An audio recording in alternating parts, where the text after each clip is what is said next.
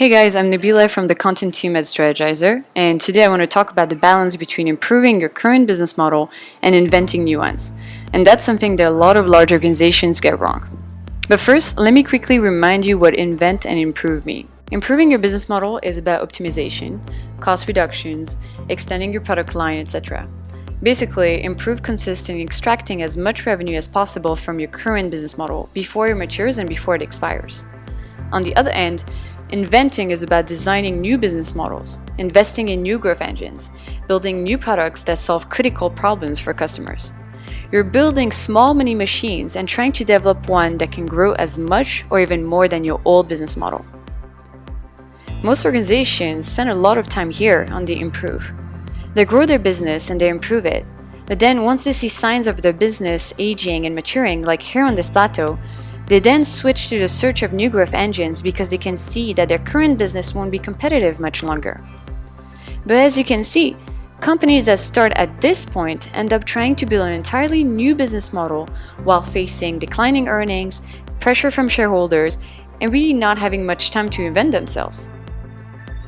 The mistake that large organizations make is not that they forget about innovation, it's that they start working on it when it's too late. The invention of new growth engines has to happen while the current business model is thriving. Here's an example of a company that started its reinvention while it was successful.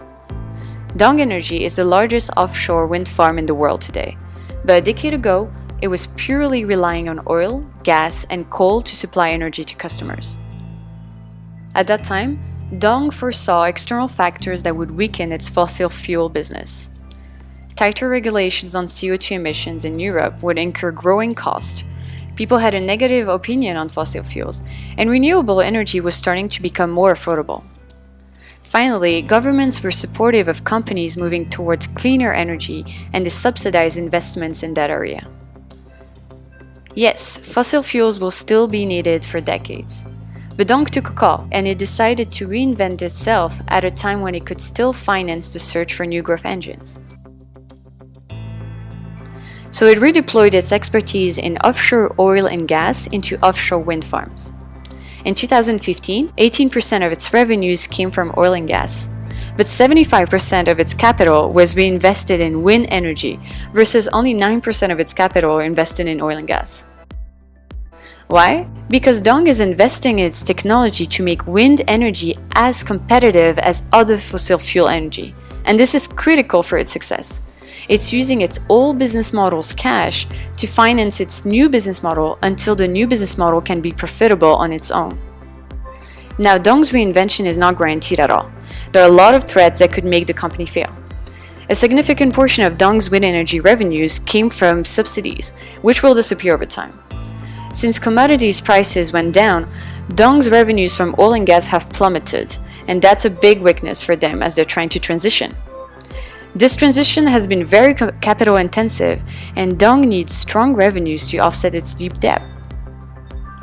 Finally, Dong could also completely fail to execute its vision. If the company cannot meet its promise of lowering the cost of wind energy, it won't survive against utilities competitors. But one thing that we know for sure is that Dong has maximized its chances of success by starting its reinvention while it was successful. And evidence of this is the recent IPO that Dong did. In spite of revenues in oil and gas plummeting, Dong Energy was valued at $16 billion, and it became the largest European IPO in 2016, at least so far this year. That says a lot about the potential growth that buyers are seeing in Dong. An IPO like this wouldn't have been possible if Dong had reacted only when the oil and gas crisis started. The lesson of the story is, when in crisis, it's too late to establish a new infrastructure for future growth engines.